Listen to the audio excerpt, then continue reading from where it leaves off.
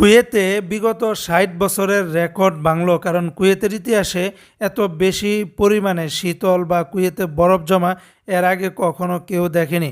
জি হ্যাঁ বন্ধুরা, সাইবেরিয়া থেকে আসা শৈত্যপ্রবাহে রীতিমতো জমে যাচ্ছে মধ্যপ্রাচ্যের মরু আবহাওয়া দেশ কুয়েত। গতকাল মঙ্গলবার দেশটিতে যে তাপমাত্রা ছিল তা গত ৬০ বছর রেকর্ড ভেঙে ফেলেছে। কুয়েতের আবহাওয়া দপ্তরের জ্যেষ্ঠ কর্মকর্তা ইসা রামাদান আমিরাত ভিত্তিক সংবাদ মাধ্যম গালফ নিউজকে এই তথ্য নিশ্চিত করে বলেছেন, গেল মঙ্গলবার কুয়েতের মুত্রিবা এবং সালমির তাপমাত্রা ছিল -1°C। তবে হিমশীতল বায়ু প্রবাহের কারণে অনুভূত তাপমাত্রা ছিল -8 থেকে -6°C।